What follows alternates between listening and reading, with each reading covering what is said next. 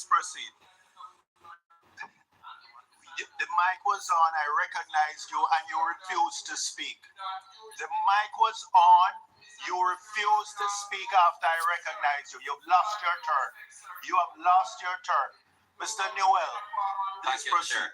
Mr. Chairman, sir, I will not give Mr. Newell the right to speak. You don't give anybody the right to speak. You don't give anybody the right to speak. That is not your right to give. You don't give anybody the right to speak. You were, before you were recognized, you refused to speak. You are the chairman rather than chair the meeting. You have to know that question. One. And two, you're now trying to take away my right as a person to speak and give it to another member. No, Mr. Chairman. I recognize you.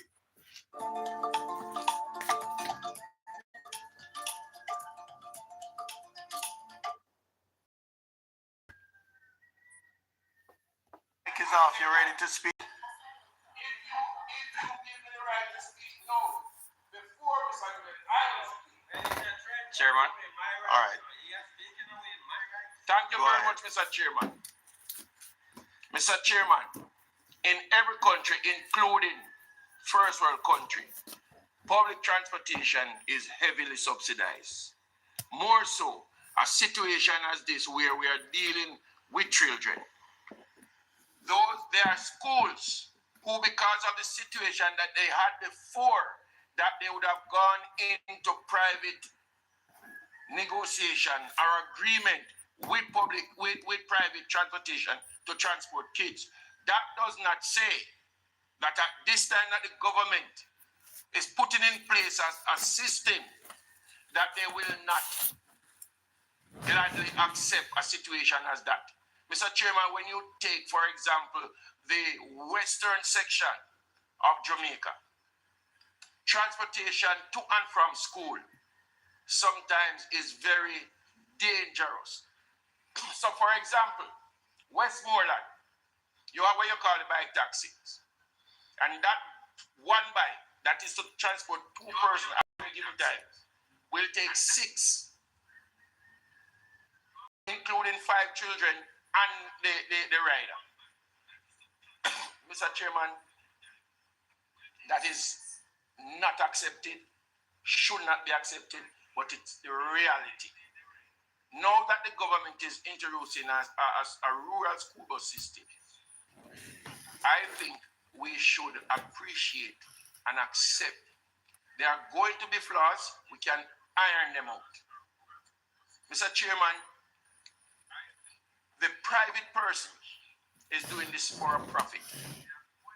That does not say that the government should renege on their duties and say, okay, it is only for private people only. They have a duty to provide. When you look at schools in Montego Bay, high schools in Montego Bay, for example, in St. James, for example, in one constituency, South St. James, you have at least 3 high schools. Right now, or before the introduction of the rural school bus system, you also have some stories that you hear that is unbelievable. You have what you call, Mr. Chairman, no pocket D&M something. It is a story that I would have to tell you about it outside of this meeting. But Mr. Chairman, we must welcome the situation here now. I am asking. Do you have a question, Mr. Clark, for the officials? Are you aware, Mr. Chairman? You have a question for me? I am speaking through the chairman to the official. Okay, thank you. Mr. Chairman, through you to the technocrats that are here. Are you aware, Mr. Chairman, that since this rural school bus system has been introduced, that a lot of all that nuances have been cut out or minimized? I am somebody that is on the ground. I don't know about you. I am on the ground. You're asking the officials. I am asking you, Mr. Chairman. Right, you're you have asking to ask the through me. question. Right, you're And asking. I'm doing it the formal way, through you to the technical. Right, and I don't know which one of the officials wants to respond to that.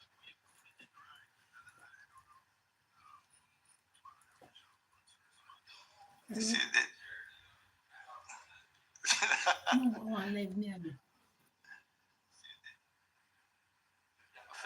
Answer that. Yes, we're aware. A simple answer is yes, we're aware. And we have gotten some statistics from the Ministry of Education. all right, Mr. Newell. Yeah, I was hoping you wouldn't turn the mic. I'm still appealing. It's okay. It's okay. Thank you, Chair.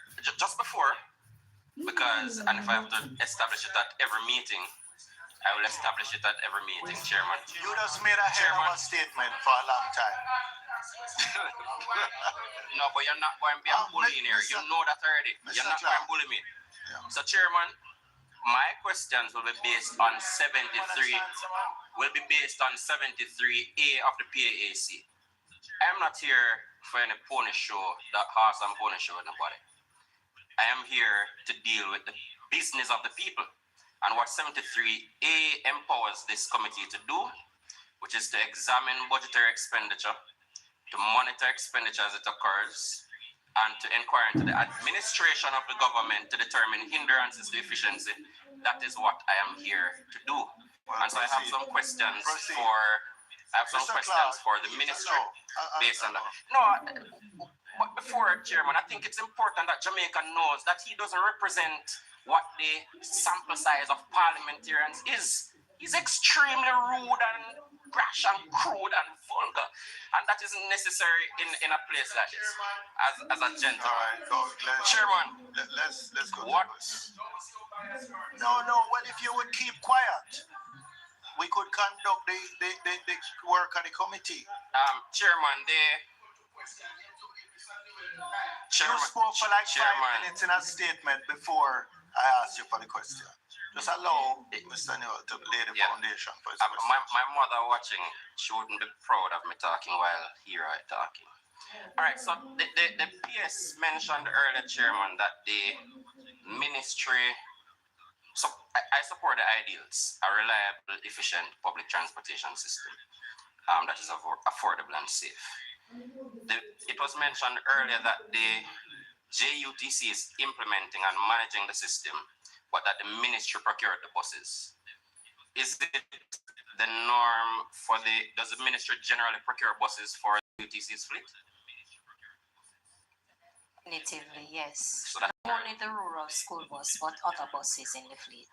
Was the JUTC consulted in terms of the decision on whether the buses would be new or used for this particular program? No, they could not be consulted because it was an unsolicited proposal that the ministry received. So the policy was in response to an unsolicited proposal? No, was the policy in response to an unsolicited proposal? No. Yes, don't keep turning off your mic. Yeah. Just keep on your mic. Okay, no. So the policy was there ahead of the unsolicited proposal? Yes, sir. So the ministry had intended to implement a rural school bus system and to procure buses for same? Yes, sir. Was there any consideration of whether the buses to be procured would have been new or used for this system?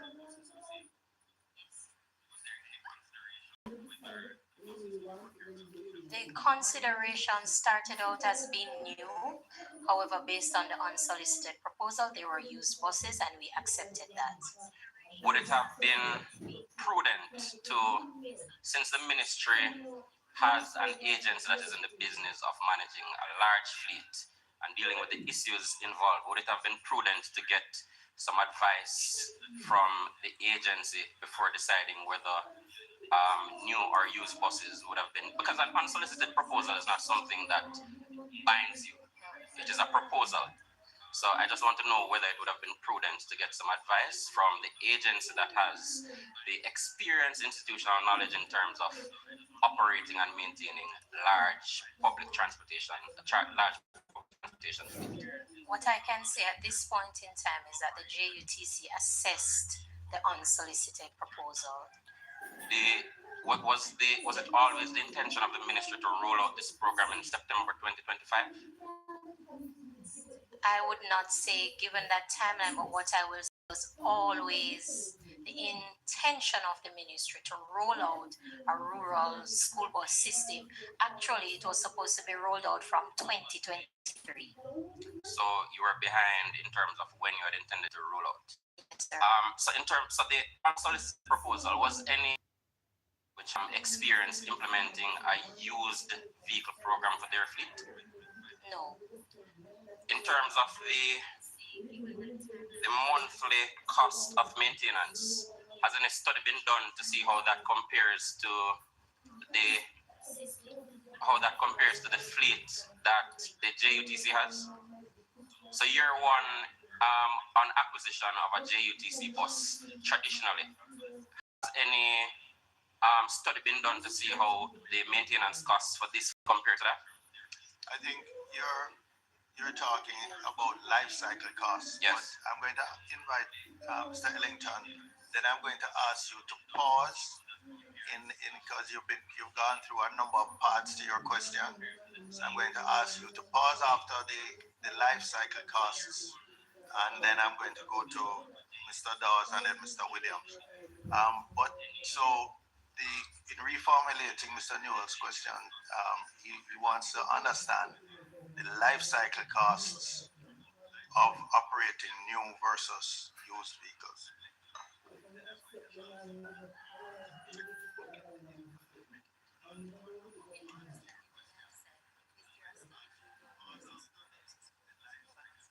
The answer to that is no, we're not doing one for comparison, but the fact is newer buses cost less to maintain in the initial years in the fleet.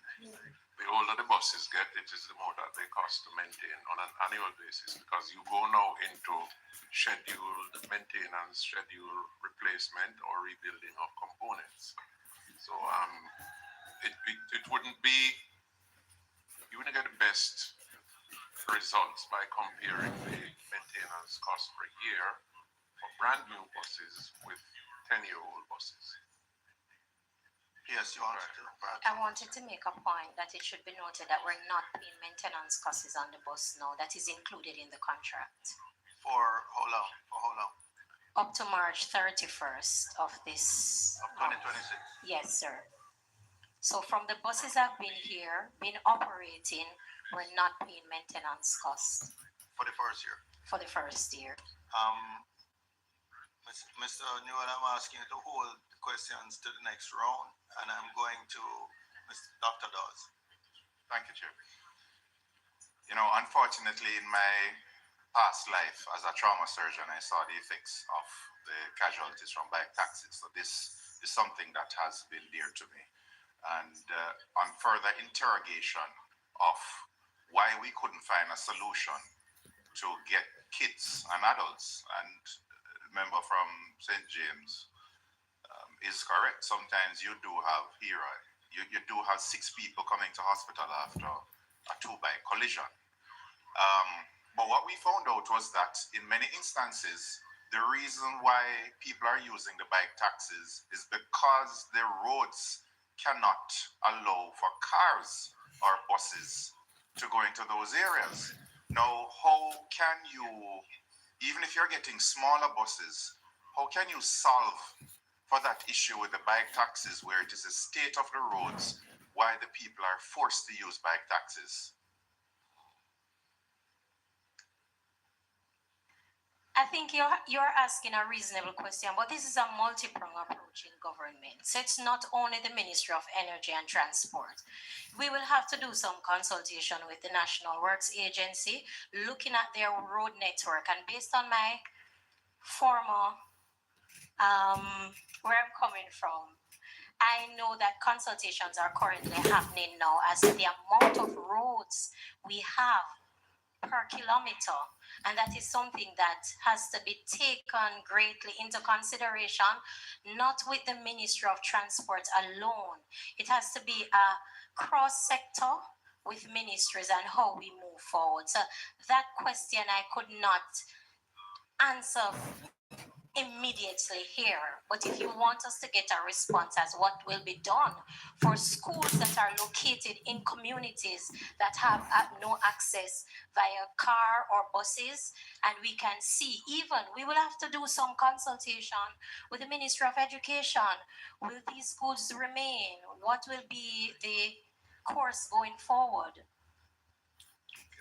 I And understand. additionally, I want to point out, not to cut you, member, but that, you know, the Ministry of Education gives the route, provides the route to the JUTC.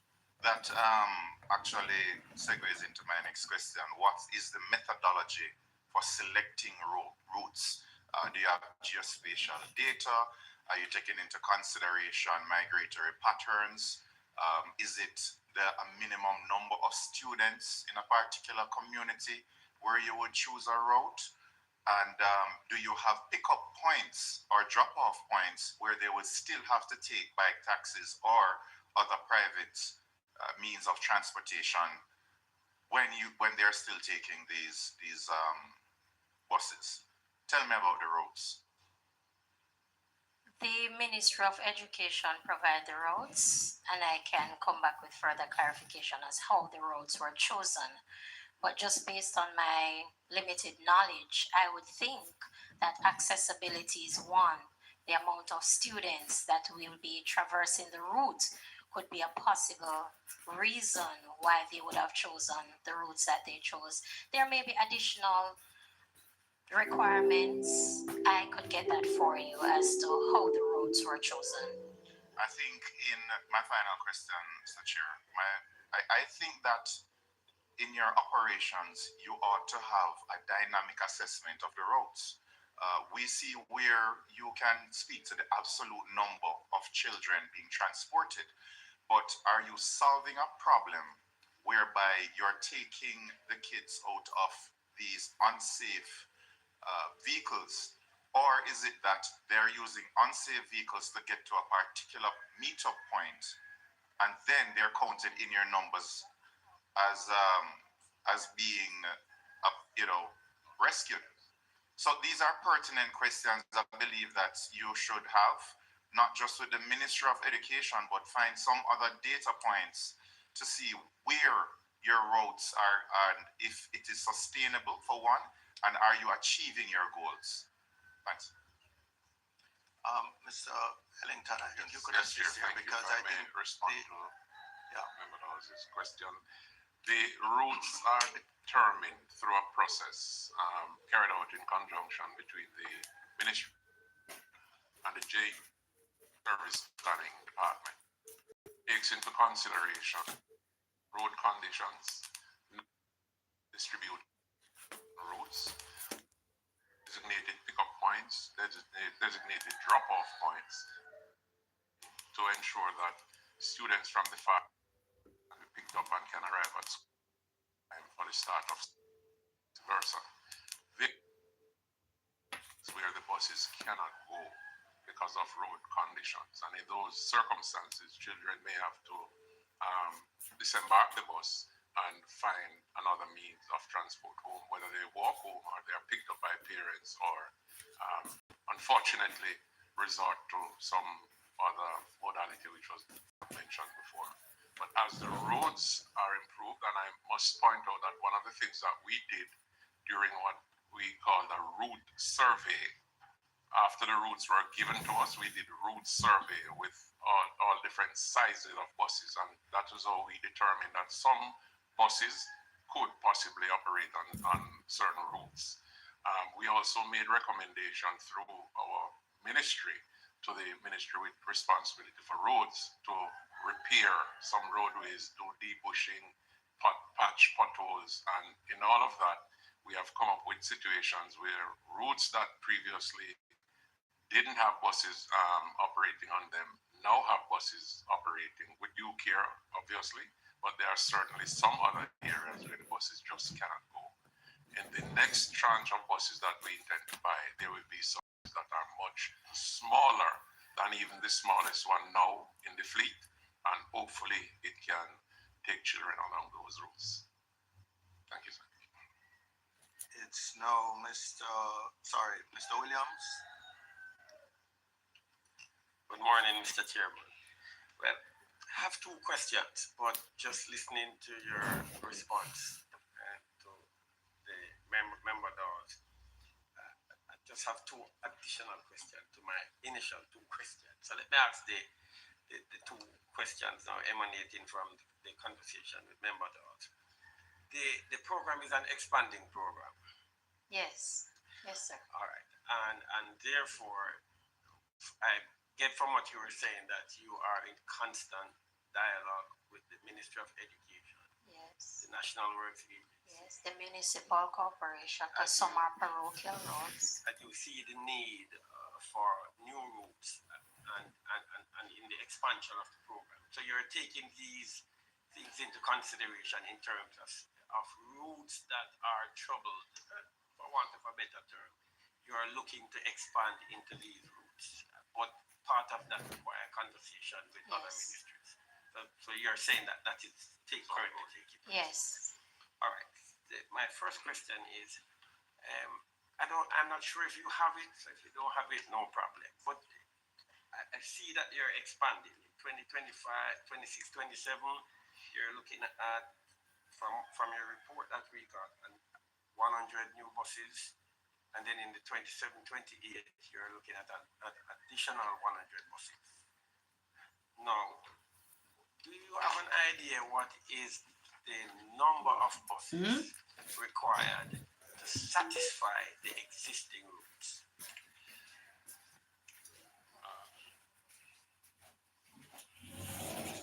And when you say, you're saying if you would provide all rural, when you say satisfy, I'm trying to understand. All right, so what if I'm you were to saying, completely replace the private system or just those that are to underserved? fill the gap. To fill in the gaps. Approximately 750 buses when we do the study. For the existing, not for the new routes, for the routes that are currently existing. No, so the question was, how many buses would you need to fill the gaps The gap. in the areas that are currently being The served? areas that are currently being served. 500. 500. But all right, so so in the additional purchase, you are putting some of these buses to existing routes as part of the gap. And we're adding new routes. But some of those routes, we have to add smaller buses based on the terrain and the size. All right, so my last question is I know you said that the maintenance cost was captured in the 2025, 2026 in the purchase. Any ideas? I know you provided a figure, but if you were to estimate the 2026, 2027 maintenance cost, what would it be? Based on your operations now. Yeah, I'm having trouble. I don't know if there's too many mics on. It's 45,640 per month. So just Mr. Williams, there was a printed or a sheet circulated. No, I saw that. That's where the 45 million is coming from. I'm just telling you. That was the amount captured in the purchase. No, Or that's what you estimate to be no, currently. as I understand, it's the amount that was actually spent, even though it was covered by the vendors. The chairman is correct. Okay, thank you. I have Mrs. Hornis, but Mr. Morris' mic was a bit. Mrs. Hornis, then Mr. Morris. Mrs. Hornis.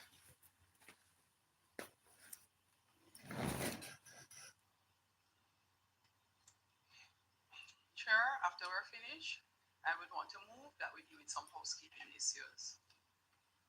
First question, is any specialized training afforded to the persons who drive and operate the school bus vis-a-vis what we would normally have utilized for the regular JUTC bus drivers? Yes. Yes. So far more extensive training Yes. is done for those drivers. In terms of absenteeism, where either a driver just for whatever reason not well, whatever, just has not turned up, what is the level of reserve that you have on hand to be able to still function at the optimal level? That's in terms of the drivers. And in terms of the buses, do we have any facility to be able to just drop another bus in the system if one goes down? What is the extent of that reserve provision, both in terms of personnel and equipment? I'll let the managing director answer this one. Thank you, ma'am.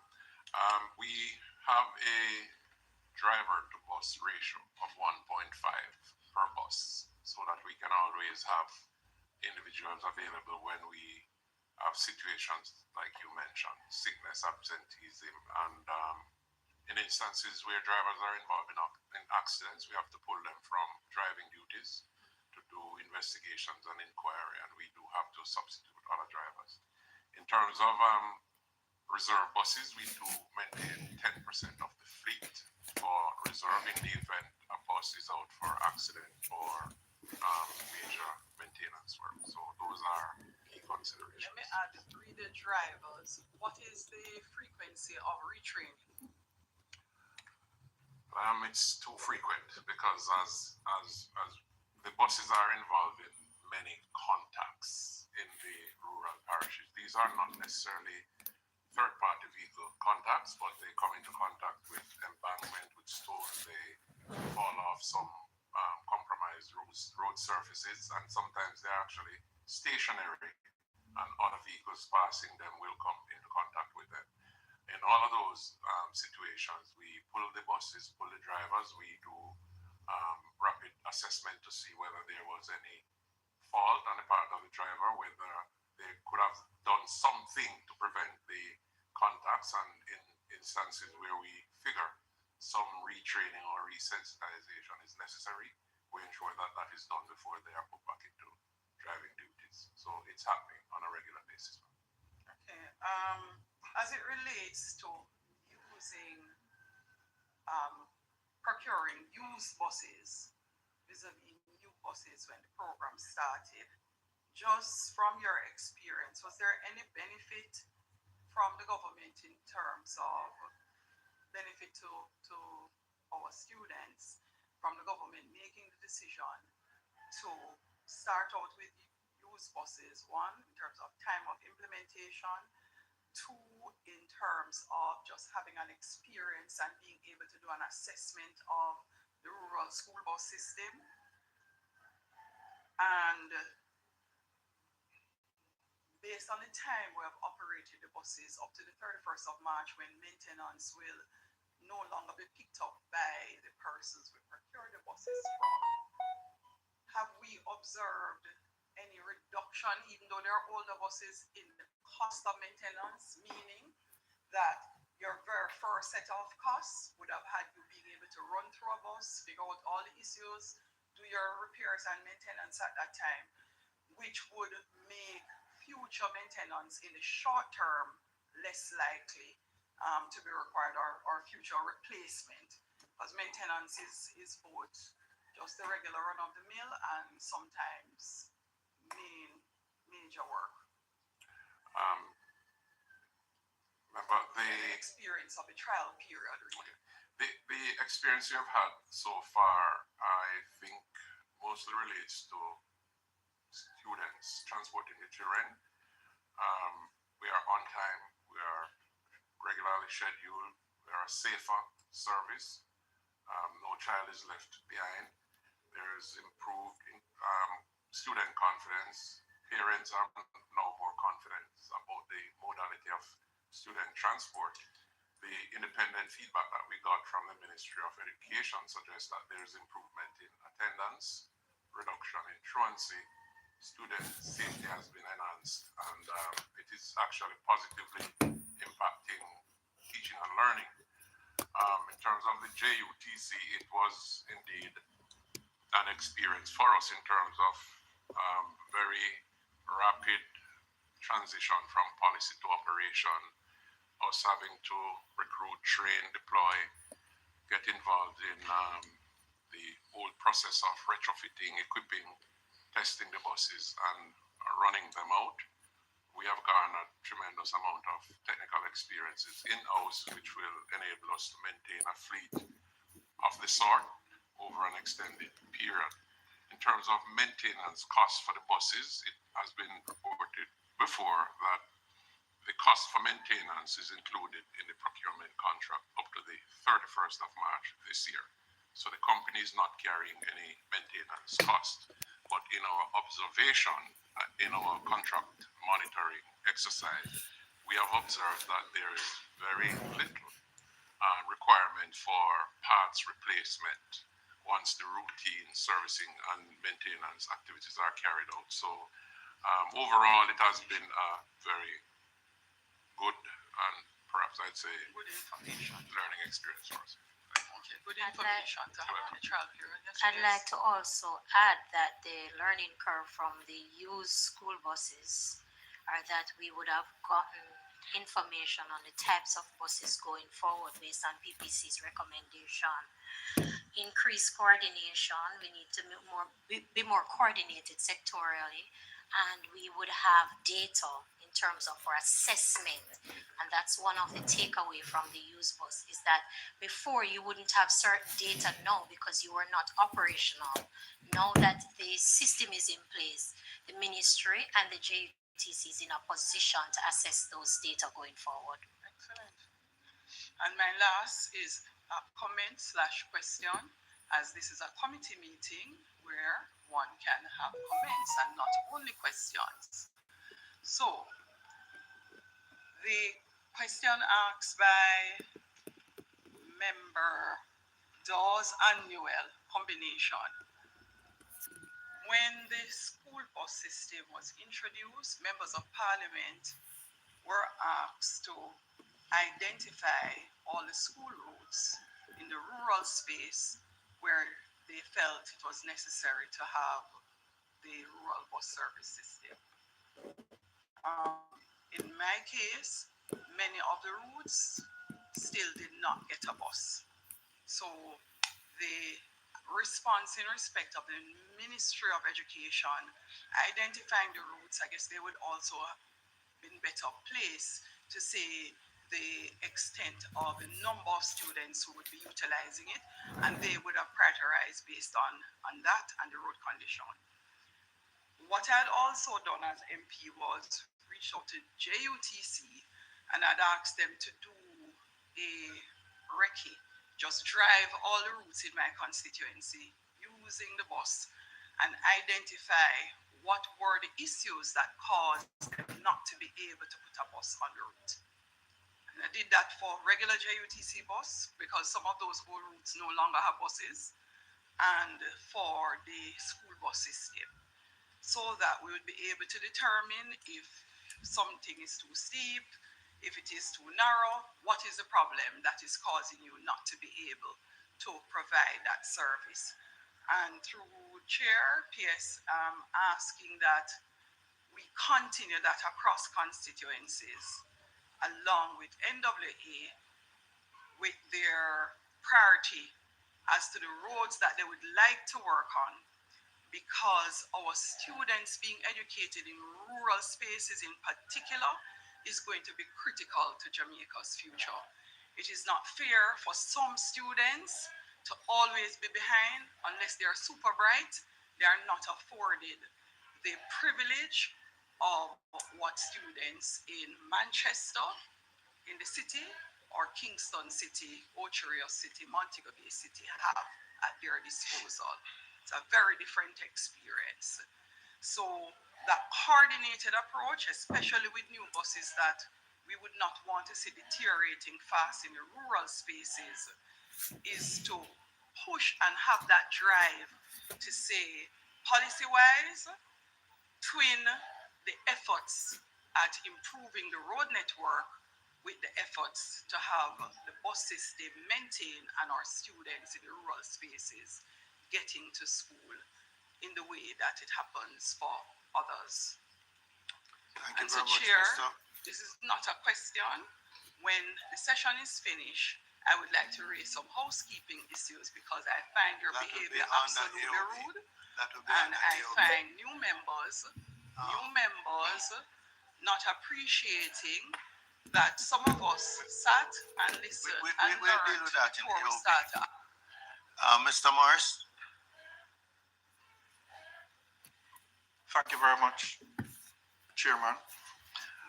I want to personally commend you, Madam PS, and your team for the initiative, because for me, I think it is a great initiative, because in St. Elizabeth, where I'm from, and particularly in northwestern St. Elizabeth constituency, I must tell you that our students are now enjoying a more affordable system, one that is more consistent, and one that is, of course, more punctual, because our students are now more punctual for school, so of course, learning would have improved. Now, my question is, how soon can we expect an expansion of the bus system in St. Elizabeth, and particularly that of Northwest St. Elizabeth? Sorry. I keep on turning off my mic, apology. We had an expected timeline of September 2025, but because 2026, sorry, for the expansion, but because we have to go through the PIAB process, you may see us going down a little further. But hopefully, within this year, you will see some expansion of the rural school bus system. Awesome. Where are the results? Just stick up in there. Could you maybe just send out something to MPs generally? Many of these MPs are new and were not here when the original consultation about the school bus routes took place. Perhaps you could send out something general to I still have the email addresses. I could. Sorry? I still have the email addresses. For all I you, could. yes. So that the newer MPs or the new MPs who were not involved in the original consultation. Yes. Go ahead, Mr. Morris. Yeah, I think that would be good. My second question has to do with where, Mr. Ellington, where the reserve buses for St. Elizabeth are located. And how many do we have in reserve? And Mr. Ellington, on that, you had earlier in your introduction spoke about a depot in Kingston. But where do the buses for the rural schools, where do they reside, and where's the base for those and the reserve drivers? Okay, sir. Thank you, Chair.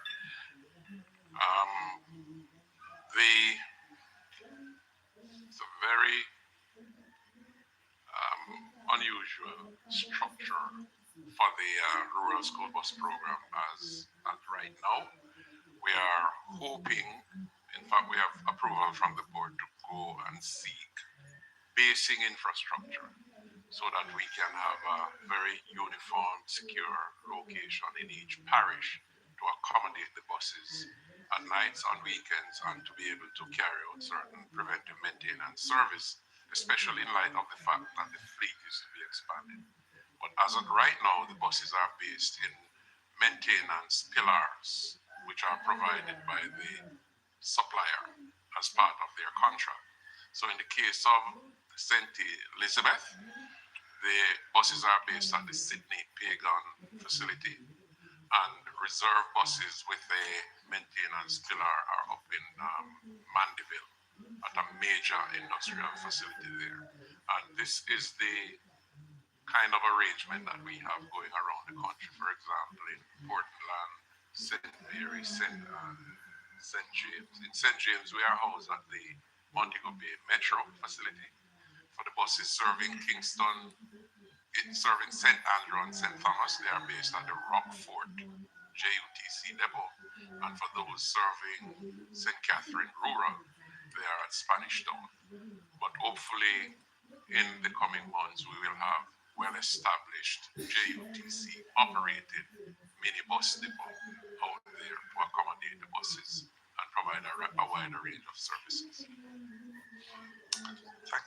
my final question is, how often do we review the service offer with a view to ensuring that we get the best value for money? Actually, that is done on a daily basis because we get a daily bus report from our dispatchers and chiefs around the country. There is ongoing interaction with the service provider for preventive maintenance and rapid response to reports of any issues with the buses. And we do have a monthly contract monitoring meeting with the providers on looking at the overall rollout of the contract and how they address all matters relating to the buses. So the process is being closely monitored. Very good. Thank you. All right, we have Miss Lee, then Miss Burchell, and then Mr. Newell will be allowed to complete his questioning. Thank you, Chair. I would also like to commend the team, PS, and the team from JUTC for a job well done in implementing this program and ongoingly assessing the system, because students in St. Anne have been benefiting tremendously. I want to ask though, because this came up earlier before rolling out, and also in meeting with constituents and in other areas of Jamaica and so on. So I just want some further updates as it relates, going back to training. I know that the buses are providing safety, punctuality, etc. But as it relates to our students with special needs and disabilities, how is the training going for that, and how are they being accommodated on the buses? And if so, is there anything to ensure their safety and comfort to and from school?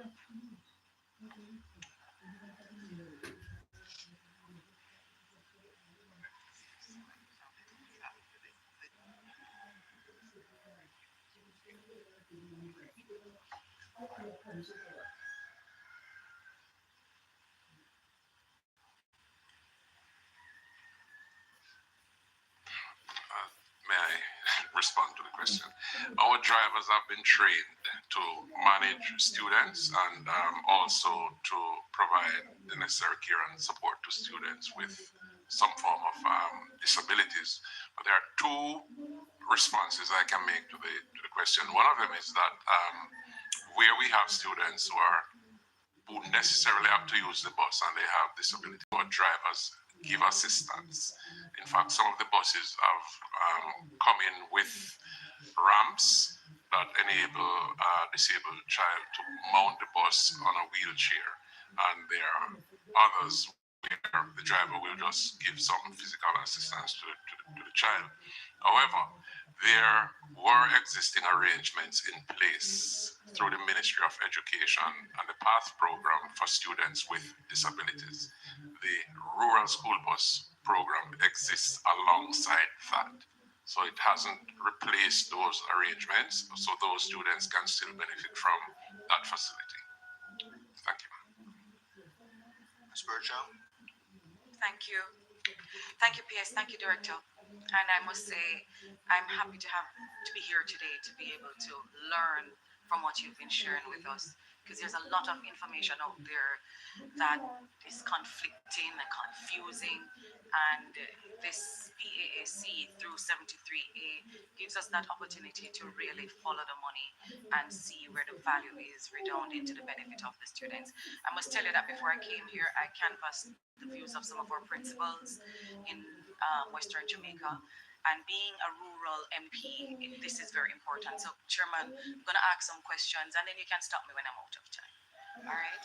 I'm going to go back a little. I don't know if this is Director or PS, but from the research I've seen and the information swirling, it is said that the buses entered Jamaica without the pre-inspection certificates, which are normally required under Jamaica motor vehicle import policy. That's information. So I want you to clarify for me, right? Why, if that was the case, why was the pre-shipment inspection certificate requirement waived for these buses? And if they were waived, who waived it?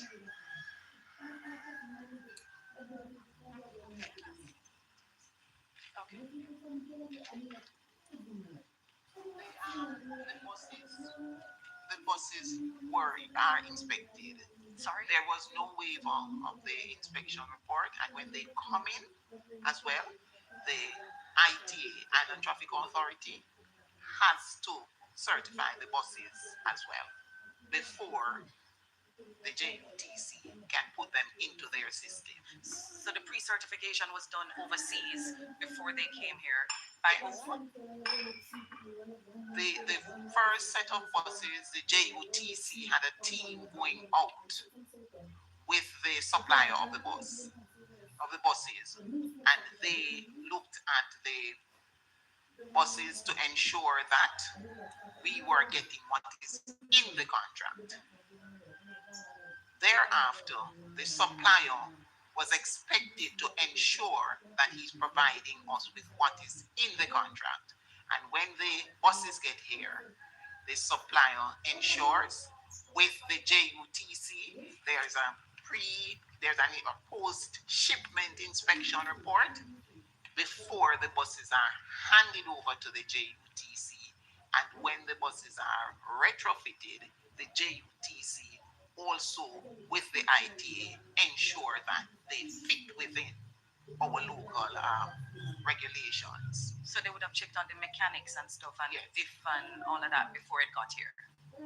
So the fact that they came means that the JUTC and their inspectors assured the government that these were suitable for us here. Let me back up. The first set of buses, the JUTC with the suppliers ensured that based on what was signed in the contract, those buses, the supplier was giving us what was required. Having done that, the supplier now would work with those specifications, and so when the buses come in, they would then be a post-shipment inspection. Okay, so who laid out the specifications then in the contract? Because if JUTC was just checking off, JUTC, when the proposal came, assessed the proposal for the technical requirements, and so would have ensured that we were getting buses that they were satisfied with. The ITA was also involved to ensure, because when the buses were retrofitted, the doors were moved and other things were moved, because they would have to be in line with our requirements. Mrs. Costa, if I could assist for clarification, the pre-inspection was to say that the overseas pre-inspection was to say that the buses met the specifications. Yes. But I think you're referring to the mechanical inspection for the roadworthiness of the Like the vehicles. and- When was that done? That would be done when the buses were got here, and because the refurbishing had a set of things that you need to do. You need to change tires, you need to change all the aspects of the mechanics that must get the buses out there, and so they on the standards of the JUTC. But that's the Island Traffic Authority. That's the point I'm trying to get. Is the Island Traffic Authority is the agency that certifies them as being roadworthy. That's just a point I'm trying to. All right, so let's talk about the cost and the value for money. I heard some different figures today, but the program, based on the research I did last night, said $1.4 billion is what it cost us for about 110 buses. Then I heard some other figure here today. I think I'm a little unclear on that. But that initial set of buses that came to Jamaica, what was the average acquisition cost?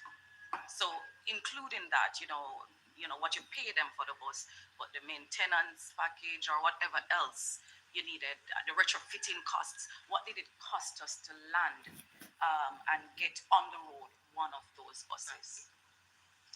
Thank you, Chairman. Thank you, Member.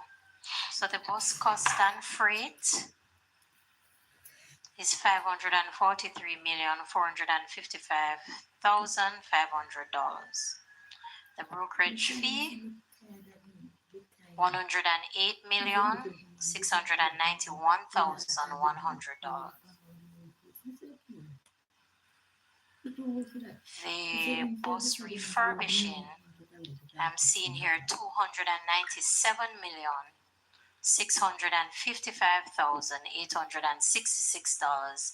$297,655,866.20.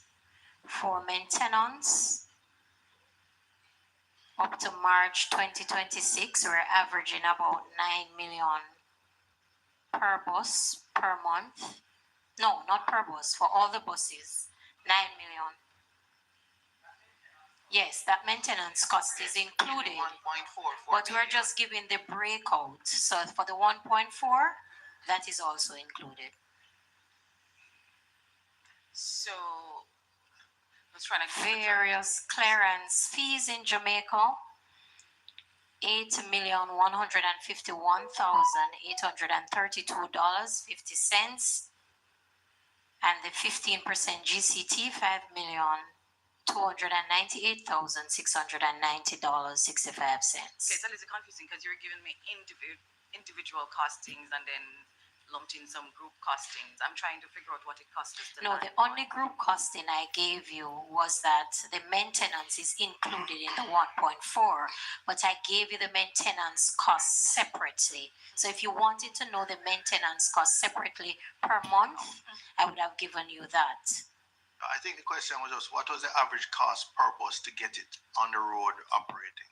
That was, you just say, take that totals and divide it by whatever the number of buses were. I would have to divide and do some math and get back to you, but The 1.44 we can move on to average divided by 110. Yeah, so that's about 12 million something per bus. okay. All right. So did the government do any cost analysis getting a new bus versus getting this bus? Did we do that and we were satisfied at that time that, and if we did, we were satisfied at that time that this was the best spend for the money, correct? Yes. All right.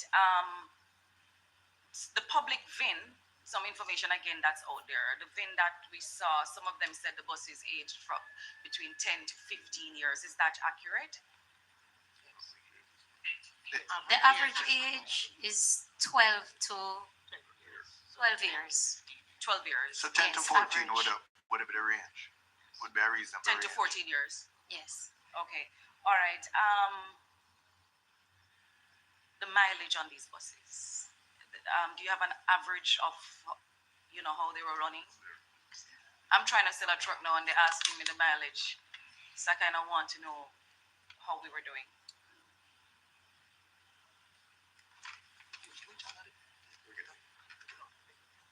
The managing director will answer that. Can you move on to another question so that I can, just for efficiency, Right. but you will get that shortly. All right. And it was 12.7 million per Per bus bus, when you 12 divide the points. 1.4. Yes, by that's why I 100. said average about $12 million there, Chairman.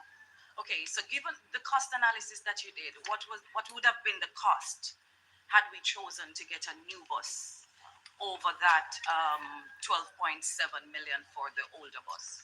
What would have been the cost?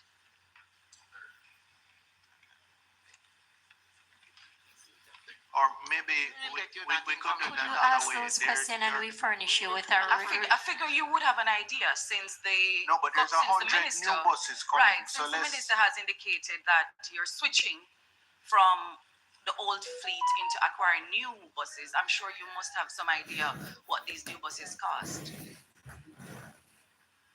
We have an in-house estimate, but that would be based on a canvas of the marketplace because the new buses would have more general specification than the used buses because we could not go to market with the specification for the used buses if we are looking at making it competitive. So it would be looking at the marketplace and saying what it is that is there. And for the in-house estimate for approximately 150 buses it was working out at roughly 3.3 billion. 3.2 billion for the new. 3.2 billion for 150 new That was what buses. was in the budget, 3.2 before it was taken. 3.2 billion, thereabout roughly. billion for about 150 new, and it would have cost us something like about 1.4. You say for the. So this would have been 21. This works out at 21 million per new bus. 21 million per new bus, based on what you're seeing in the Right. And similarly, I imagine a new bus would come with us with warranties, etc., maintenance, etc. maintenance package and so on. Okay, all right.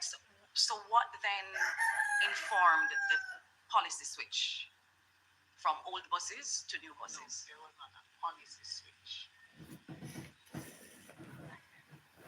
If we go back to when we started looking at the whole business of the rural school buses, because the JUTC and the students within the KMTR, they had the advantage, as one member pointed out, that the students in the rural areas did not have.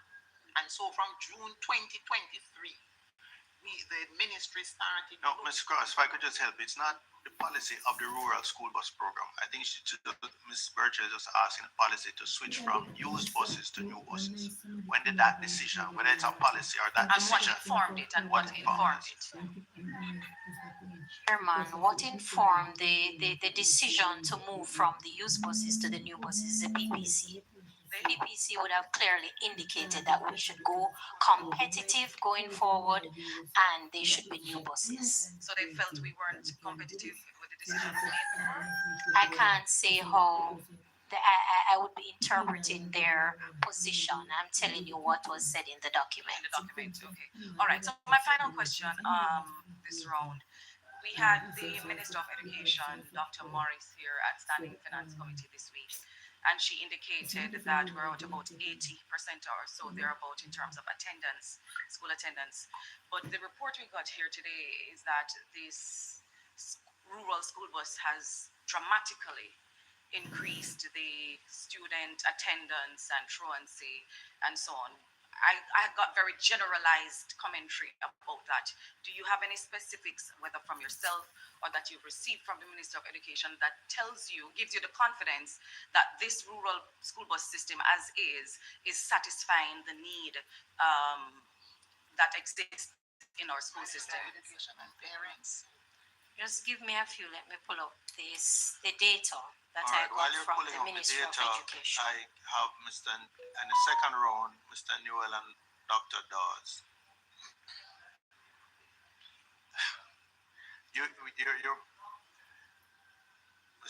Mr. Newell, Dr. Dawes, Mrs. Honus.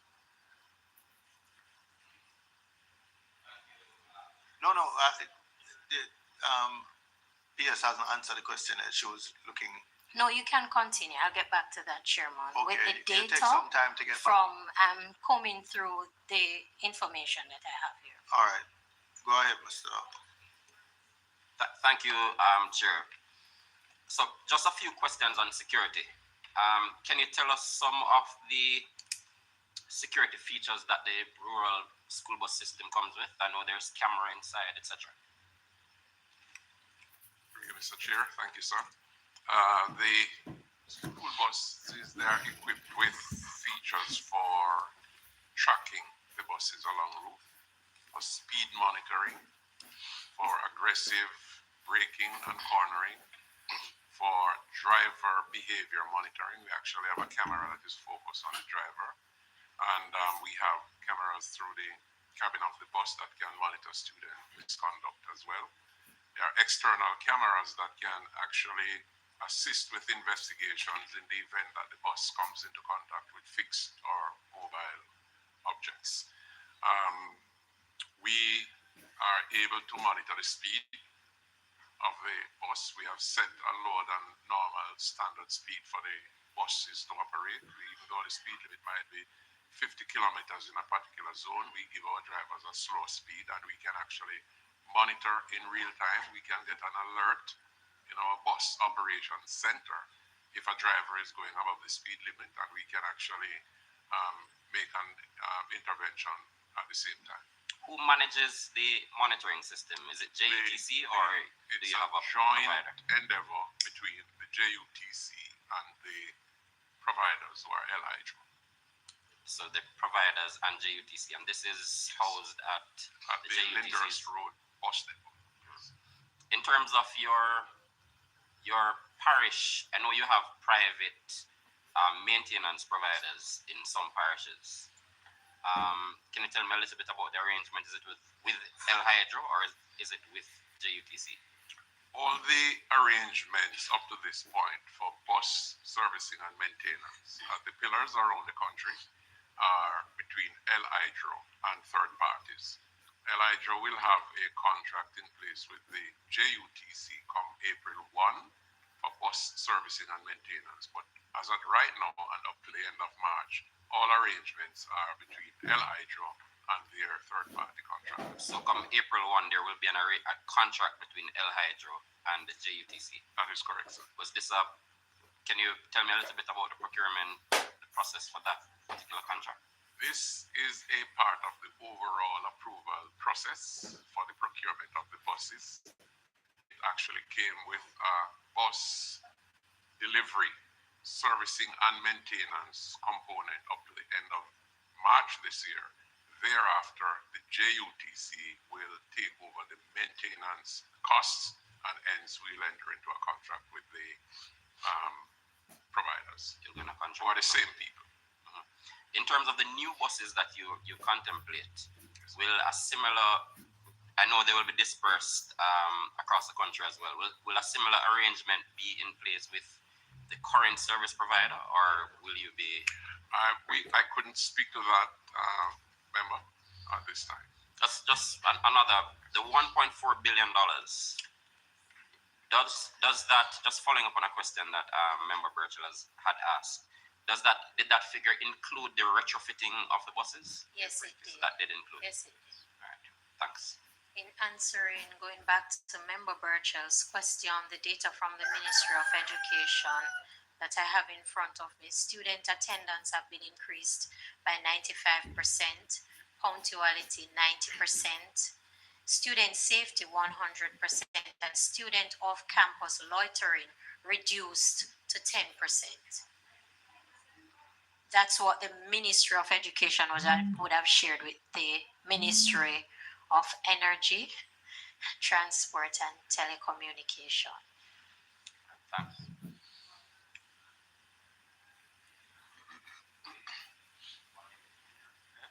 Dr. Dawes, Member Dawes.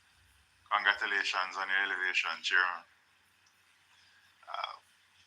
Question to anyone, do you know about chicken buses? Chicken buses. No. So in Guatemala, they have these, what I call chicken buses, which are essentially the same used 10 to 15-year-old school buses. And they've made some modifications to them. And two of the key modifications outside of the colors and shortening of the overhang are that they change the transmission and they change the engine to give more power. Now, the terrain of Guatemala, especially where they're going to Atitla and all of these places, they traverse similar terrain as East Rural and other mountainous constituencies. They have found that what goes very quickly, the transmission, and then the engines struggle when they're going uphill. So they move to manual transmission. Have you taken into consideration the fact that these buses were built for flat cities? Jamaica up your cash, over 100 winners, more than $2.6 million in cash and prizes up for grabs. Win cash every week. Is that the buses are best suited for horizontal plains, straight roads where they do not have to do much cornering or hill climbs. And so what we have done in terms of how we deploy them is to keep the longer buses on the plains and the smaller buses on in the hilly terrains. As a general rule, the JUTC does not include manual transmission in its fleet. We go for all automatic buses. So we're not contemplating in the short or medium term any changing out of the transmission system of the buses. What we will do is to deploy them in areas that they are best suited for. And that is why in the specifications that we have put forward for the next tranche of buses, we have made certain recommendations in terms of engine type, where the engines are mounted, the axle weight, the transmission type, and the cooling system, so that they are more adaptable to our tropical climate, as well as the kind of terrains that the buses will have to maneuver. But I do take your point. I might do some research on the chicken bus myself to see what they, apart from how they perform, how they look. Thank you, sir. All right. Member Holness, you're next. Thank you, Chair. Through you, it was very difficult to listen and get an appreciation of where the question was going in terms of a comparison of the total cost of the used bus versus any information we have in respect of what would be the cost of a new bus for the school bus system. Are we in a position to say, after we have looked at all the costs, what is the average cost for the used bus? And do we have any idea what the average cost would be for a new bus with the specification we require? That's number one. And I was trying to split service and maintenance in my head for a reason. Service is always going to be required for both the new buses, that regular service schedule. I don't want to call it maintenance for a reason. So I would want to treat maintenance more as parts replacement instead of just the changing of oil and filters and stuff. So the old buses, the used buses that came in, I believe you have service and maintenance as a part of the contract for the entire duration. Was there a breakout between the two? And based on your response, Mr. Ellington, it seemed to me you didn't have much in terms of real maintenance work. It was just the regular service. Last but not least, what is the life expectancy of the used buses? And what would be the estimated life expectancy of the new buses? Thank you for that question.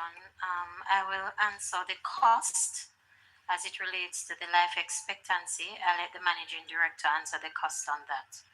So for the used buses, it is averaging roughly about 12.5 to 12.7 per bus. And for the new buses, you're seeing an average of 21.3 million for the new buses. Over to you, Mr. Ellington, about the life expectancy of the buses.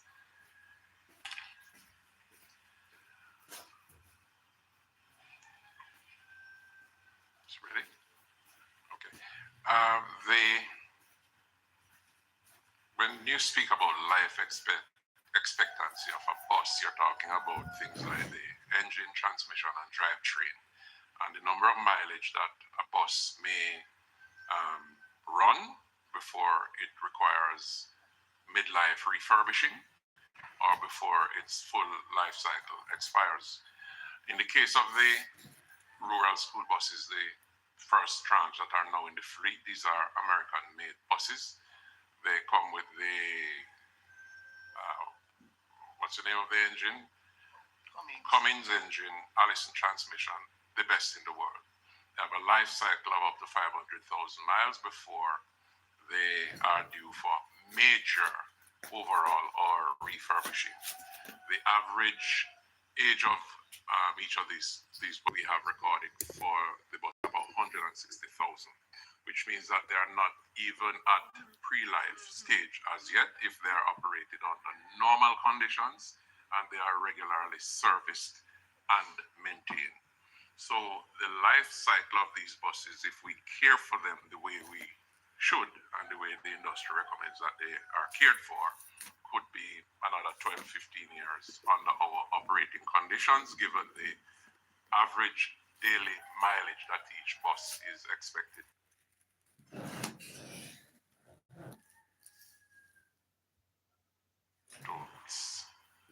a little bit different for buses that are deployed, for example.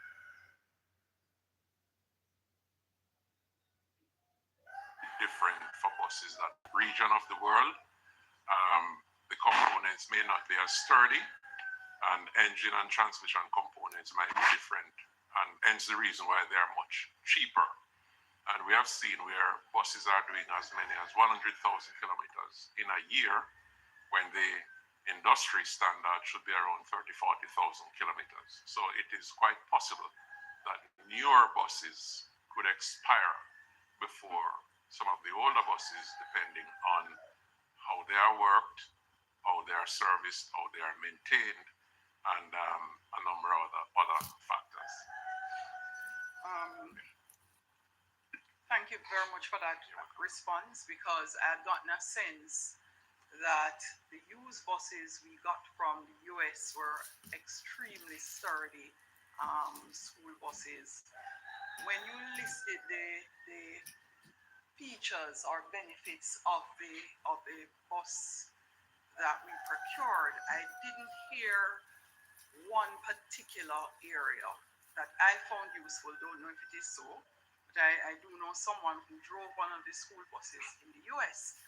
And he said one of the features, the safety features, was that it had metal panels on either side, heavy duty metal panels. So if you run into a coaster bus or a highest bus, a child would be far more likely to be injured than one of these buses. Does that feature actually exist in the bus, one? And two, would that feature be in the new buses that we would seek to procure? One of the limitations I would suspect would be that middle section at the back of the bus, which is glass. But I've noticed that the students are seated. I don't know, do we carry students standing as well? Or do we, make the effort to ensure that all the students are seated where they would be safest? And what would be the features for the new buses in that regard as well, in terms of safety? And instead of going back around, I'll answer a question coming from member Morris behind me. He was concerned about the brake capacity of the buses, given our terrain and climate, where the rural spaces significantly deteriorate and we have hilly spaces to traverse. Whether or not you had a specialized braking system that currently exists, and if not, would be considered for the new buses. What can I biscuit? What?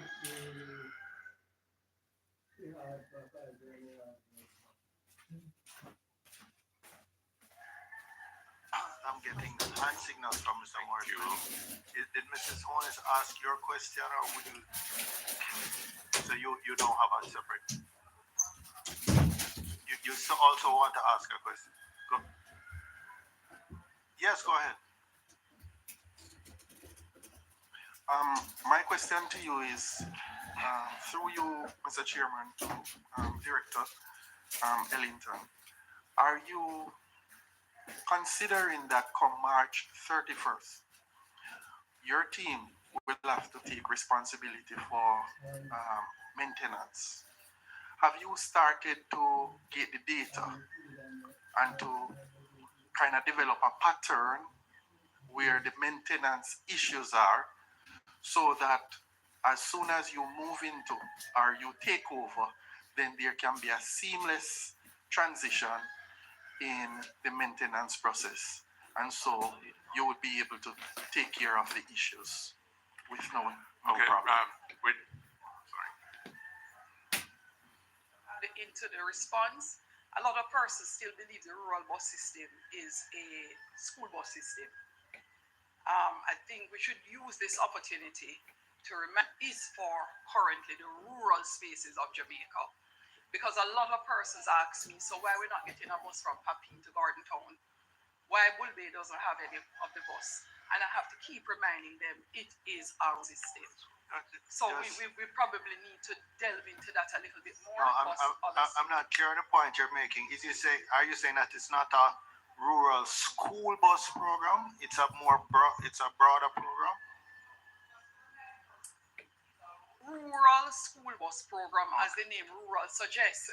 So a lot of persons will still be asking. So St. Andrew is rural, Bulbe is not rural. Papi into Garden Town Square is not rural. But they're asking over and over, what about us? Why we don't have any of the school buses? And so I'm not sure if it affects other constituencies where Because yes, those your routes are constituency served by rural, JUTC but already. so I have to keep going over it and saying JUTC service is adequate, the volume and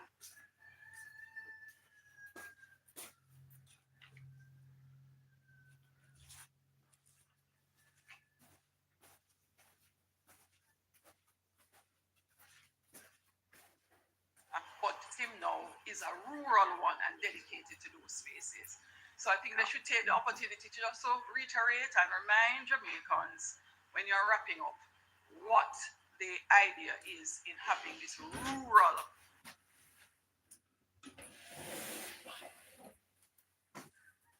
system.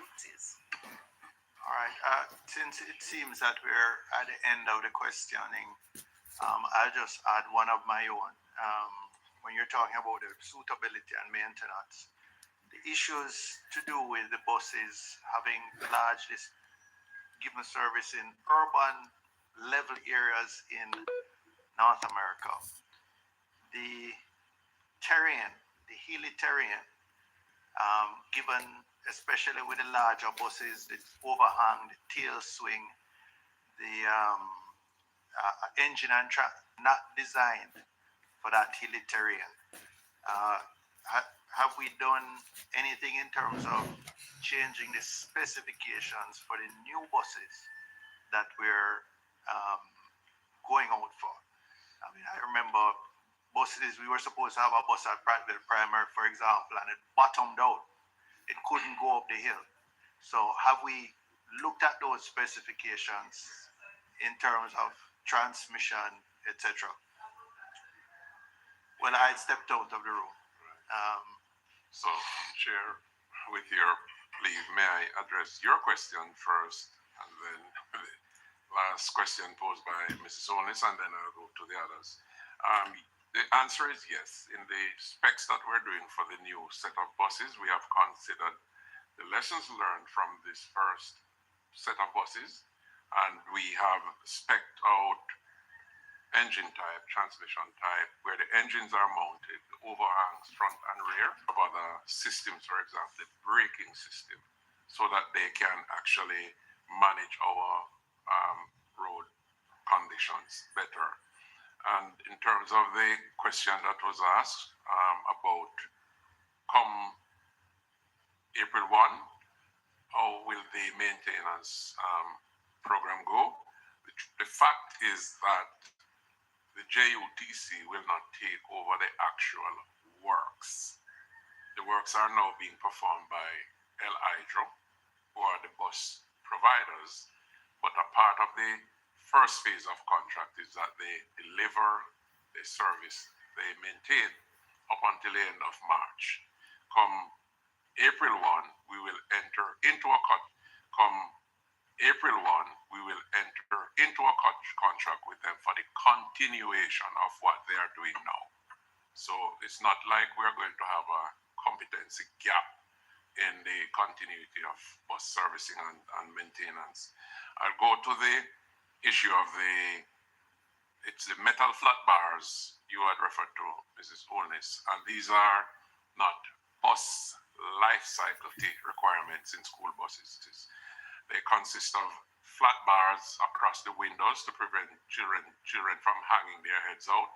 The frame of the buses, the ribs are closer together so that in the event of a rollover, the buses do not crumble and students do not get injured or killed.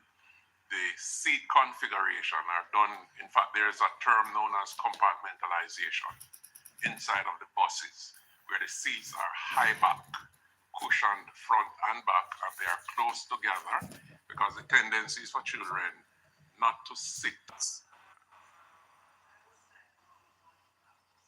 and that member is deliberate because children have a tendency to use belts to harm themselves and others, and therefore, as a substitute for belt, they do the seat configuration where children can bounce around in those little compartments but do not get injured.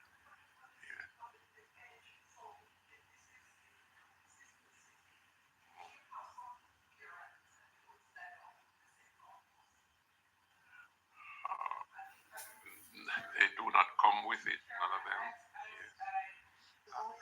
I think you're making a suggestion for improvement in the design of the. I'm trying to turn on your mic, but I think too many mics are on. Oh, you're you know. But I'm not finished. Yes.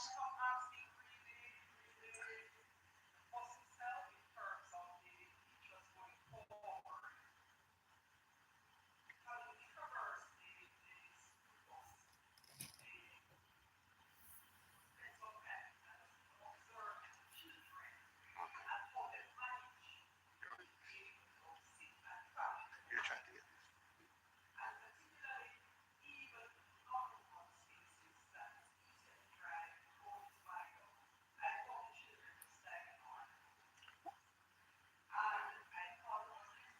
Concept of not having seat belts for children, I believe at the edge of the seat. So you would have the corner of the bus as one barrier to sliding off, but in the center, it should have some sort of rail or something that allows a child to slide and come to the middle and you still don't fall off the seat of the bus. It is something to consider, member, but none of the buses that were Turn on. Press back your. okay. In our research on bus safety features for children, none of them have that feature, and we could do further inquiries to interrogate why it's not there. All right, it's right. Mr. Hines has been waiting very patiently. I still have a You answer the question that we have. There's one more. Go ahead. That I'll just address. It has to do and two. One of them is whether these safety features are considered in the specs for the next round of buses, and yes, indeed they are.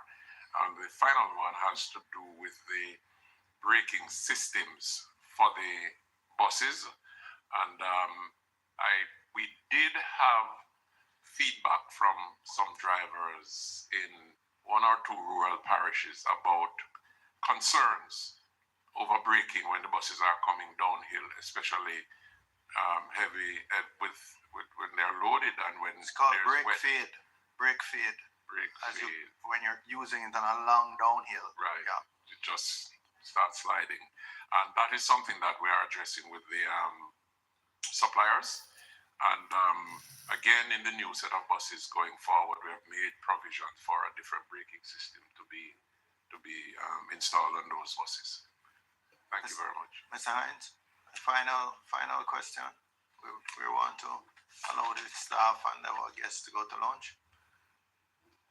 Thank you, Mr. Chairman. My first question is for the Permanent Secretary. When can we expect the information you promised about informing the Member of Parliaments about the new system, especially for the new Member of Parliaments who were not around when the bus routes were chosen at the start of this new rural bus program? Just to be clear, you want information on the first phase or the second phase? All phases. Well, the first phase can be provided. As for the second phase, we are just doing the PIAB process. Information is not ready to be shared as yet. Not a problem. Right. You will recall, PS, Mrs. Hornis explained how MPs were canvassed in the first round. Right. And we had asked then that those persons who were not MPs, then Mr. Williams, Mr. Hines, and that will be done when we're rolling out. When the buses are acquired, then we would canvass the. No. If you just allow me. So they want to know, first of all, what exists now.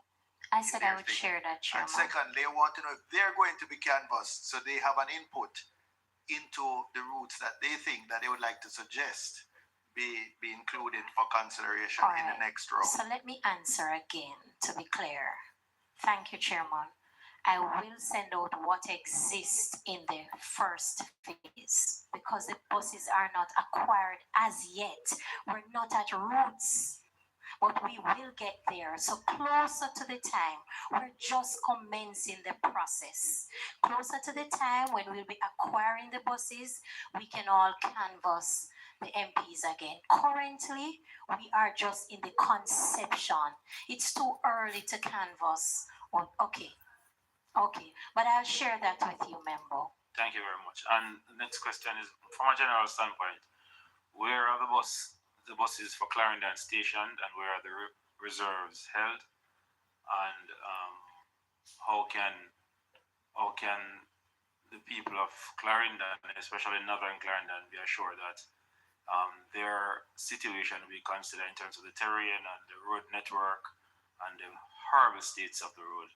How can they be considered for getting full access to this rural bus program? I think that's for Mr. Ellington. Yes, I will yield to Mr. Ellington with that. Thank you, Chair. Member, so in terms of the first question, where are the buses in Clarendon based? There is temporary basing infrastructure provided by the supplier, Elhydro, in Maypen. And the reserve buses are based in Mandeville, which is not very far from there. In terms of access to service in Northern Clarendon,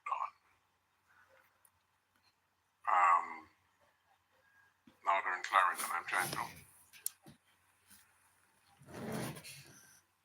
No, the question was how will residents in these areas access the service, right? So that is in two parts. One, with the current deployment of the JUTC services going up into some interior townships, that provides transportation for children, and that has been so for some time now. We have maintained that. The second part of the answer is that when the new buses arrive, those routes will be considered. There's something that I needed to say earlier, and that is between the Service Planning Department of the JUTC and the Ministry of Education through its liaison officer in consultation with the principals of schools and with some members of parliament, and that is to be expanded. Most of the routes have already been identified. They have been determined. What we have done in phase one is to service the high priority routes. In phase two, we will be going to the next set in order of priority, which also includes additional buses on some routes currently being served. Because some of the routes currently being served, we do not have the type of equipment to fully serve them. With the smaller buses coming in, we should be able to do that. And with the third tranche of buses, hopefully, rural students who are in need of public transport. Okay, Mr. Chairman, just one more if you allow me. A follow. Given that you're estimated to invest the $3.5 billion to acquire the new buses, in protecting your investment and the country's investment, wouldn't it be prudent that you would have had a good conversation with the National Works Agency to ensure that these roads that your new buses are going to be on can facilitate same and will minimize your number of times you need to maintain them and to make sure that they stay operational so you could maximize your output in taking students back and forth consistently and safely? Route surveys have been done and will continue, and we actually report back to the NWA giving a list of roads that we have surveyed and the conditions that need remedial action for the buses to operate safely and reliably. We will continue to do that as we assess and reassess and as we project additional mobile resources into the area. So it is an ongoing exercise. I can appreciate that. I would just ask you kindly if we could look very diligently at Clarendon and especially Northern Clarendon. The roads are deplorable. And they need fixing. I think that appeal is for somebody else. So, in fairness to Mr. Ellington, I'm sure Mr. Ellington can help me to get it done. Thank you. I will do my best. Thank you, sir. Mrs. PS, you wanted to make a final? No. Okay. Well, then let me, it's left on our team, Mr. Ellington and his team. We've had a good long session, and we appreciate you coming and sharing with us as frankly as you have. And good luck in the rollout of your next phase. And I can't. Perhaps not for this committee, but I'm sure you and your team, Mr. Ellington, how you're going to cover the 7.7 billion gap that I saw in the. So good luck in that. Oh, you were finished with me, Chair. Thank you, though. Thank you. All right. Thank you. Thank you, sir. You're excused.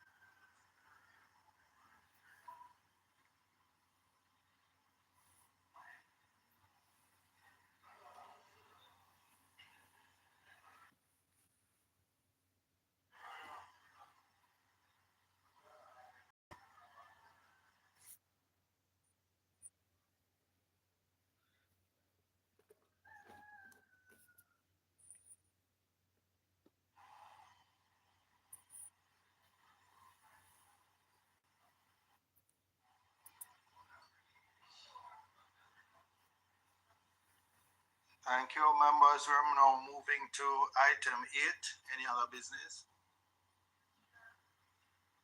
Could you press your request? Go ahead. So you made a comment during the session that you were comfortable with my absence because your committee flowed quite nicely.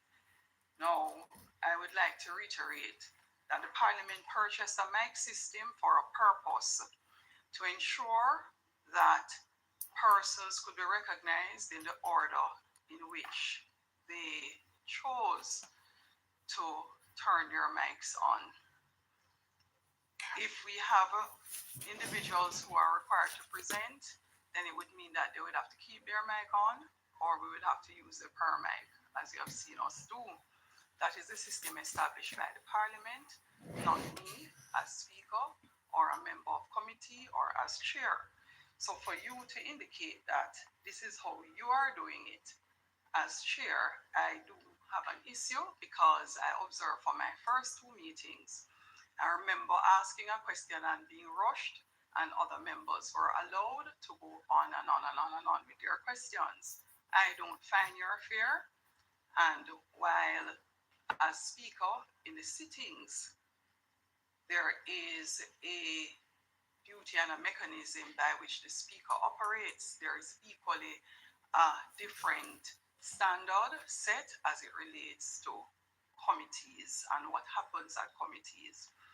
Now, for some members who come here and are disrespectful and rude because they have not spent the time to learn before they start to make their commentary, I would encourage them, when the Parliament is having the trainings, to come to the training, so that they don't waste time. There are those of us that have spent the time sitting quietly. I remember my first term at ARC.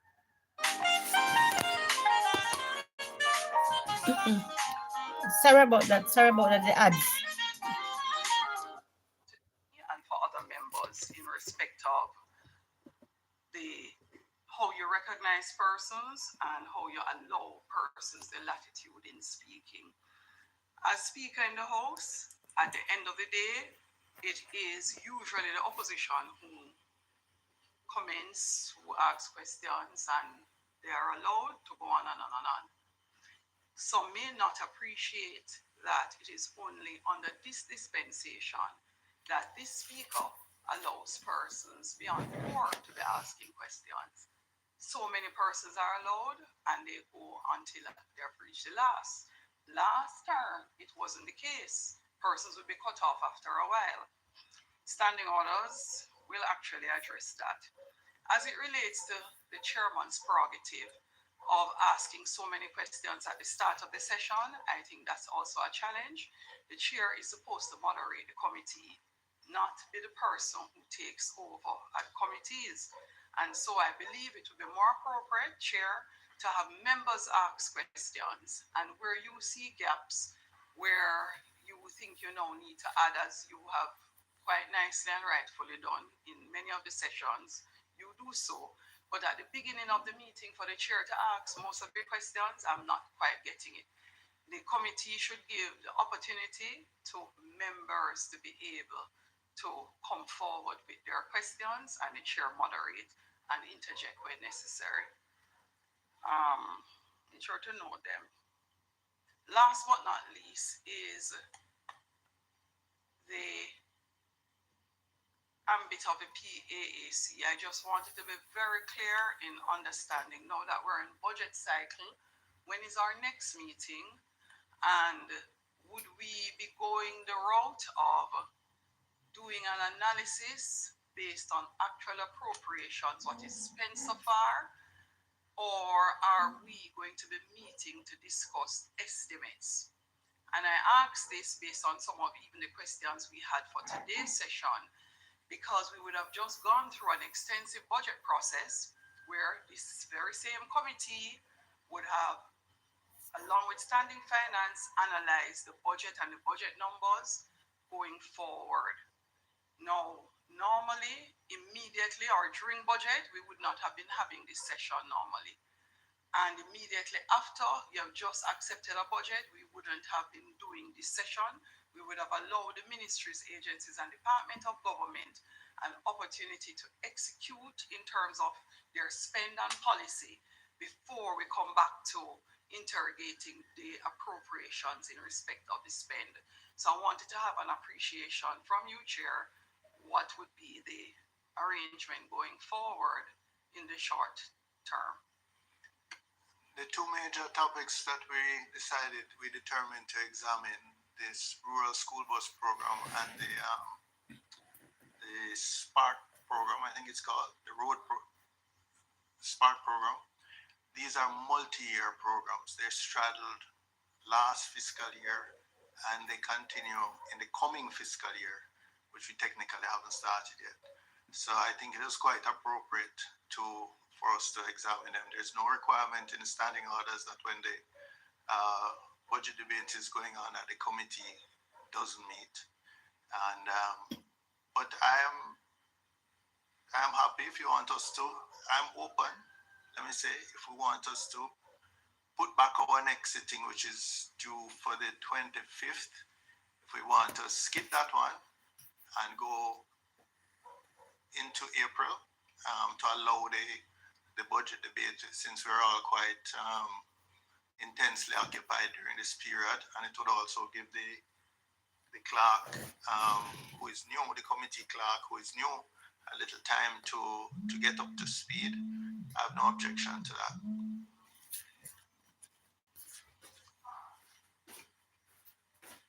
Spark, as you have identified, I do still have a concern in that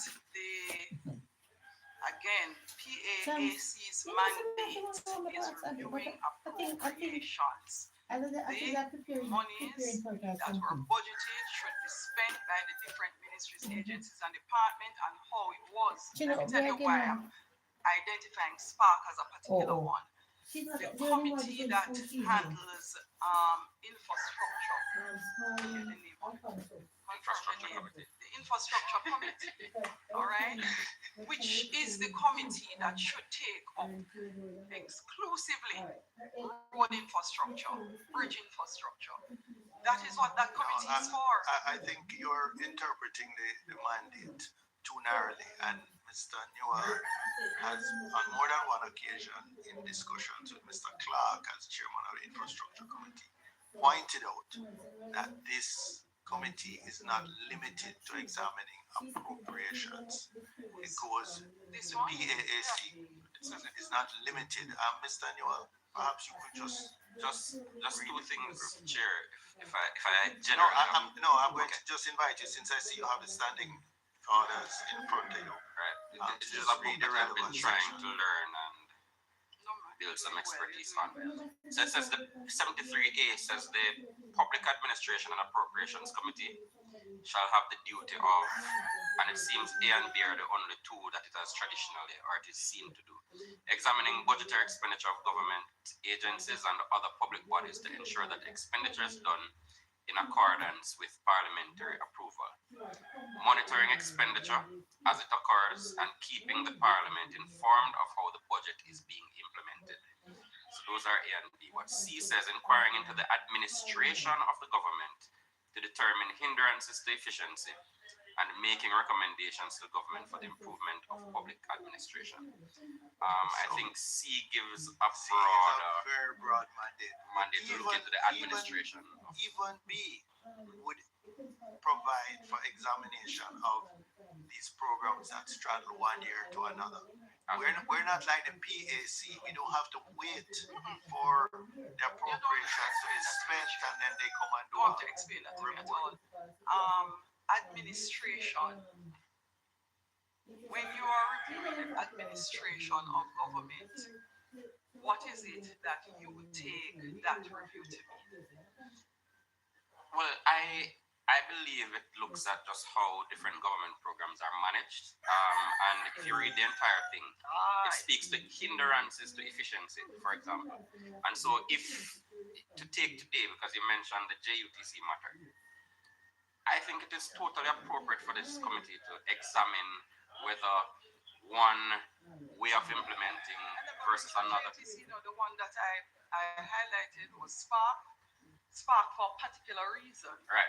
Because there's a committee that's supposed to do exactly that, like specific for roads. But Mrs. Honis, when we look, for example, at the Hurricane Melissa recovery, elements of that straddle many different sessional select committees of this parliament, and it's the nature of the PAAC that there will be some overlap at the margins. While we may not be the principal committee to examine infrastructure, the principal committee to examine education, but in the course of our work, we will overlap the work of those committees at the margin. So I don't think we can say a program is off limits to the PAC. Yeah, I am based on how this is structured. The general feeling of the members, as we have discussed what subjects to go on, they have tended to interpret the standing orders as it relates to the mandate of this committee more broadly than narrowly.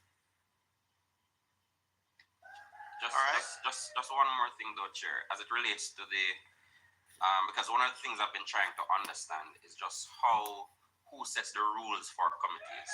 And as I've said the last meeting, and I'll say again, I think whoever occupies the chair, there should be a level of respect for the chair and that role, just the fact that the role is being occupied.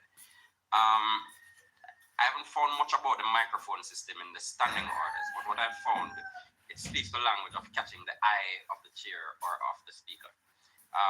We can decide if the microphone is what is to be used, but Rule 4.6 says the Speaker in the House and the Chairman in committee shall have power to regulate the conduct of business in all matters not provided for in these standing orders. So if the standing order doesn't speak to a microphone system and there's a system by which you seek recognition in another way, it is entirely appropriate and allowed based on the standing order. Well, yeah, the standing orders allow you to find another way so you can raise your hand. If you recall, when you entered Parliament for the first month, I found some persons behaving as if they were children. Literally, the system was, as some believe there is bias, to have the clerk identify individuals. So I didn't do so as speaker, which would be the same in the chair.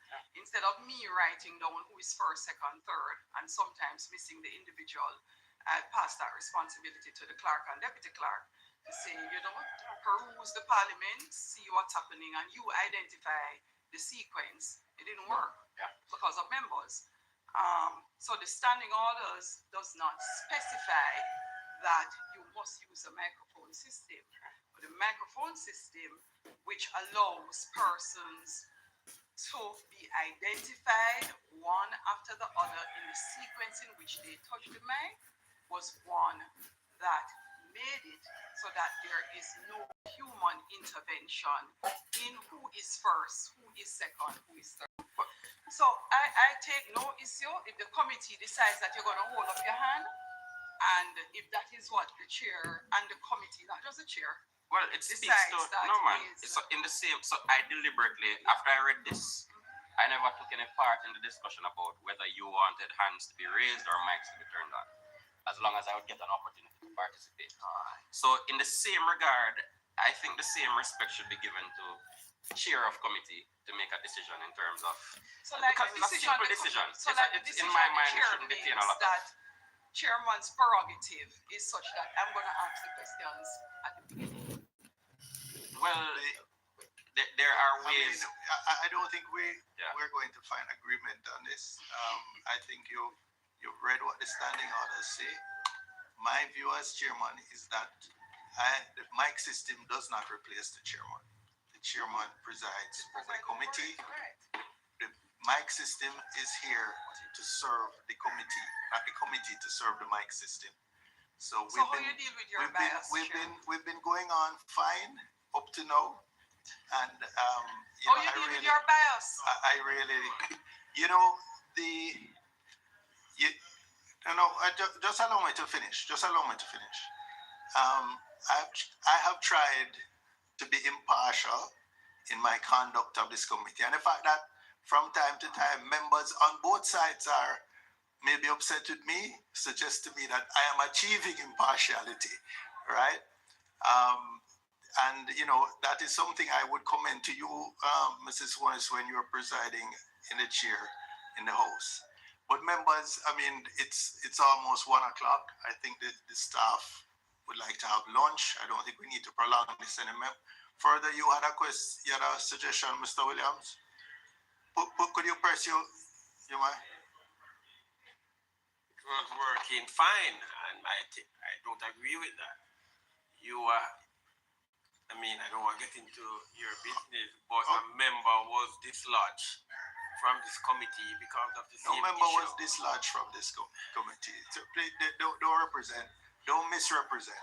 A member was not removed. Again, on a point of order, Chairman. That's rubbish. That's rubbish.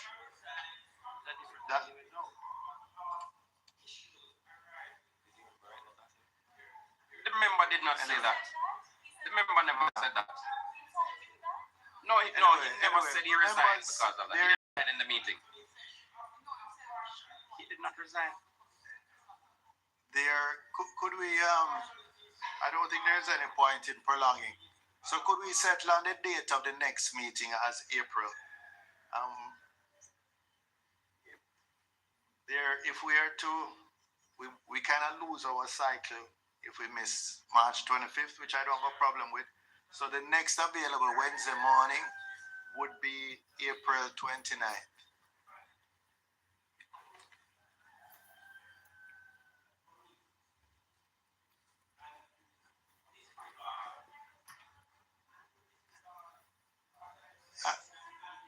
No, Mr. You are heading down a path that you can't speak for another member who is not here. So let's move beyond that. April 29th. Can we agree on date of next meeting? April 29th. All right. There being April 29th. Didn't you ask for? You said a break. I'm proposing the clerk has told me the next available Wednesday morning is the 29th. I'm saying, can we all agree on that? All right, okay. Can I have a motion for the adjournment? So, second, all in favor? Thank you. The meeting stands adjourned.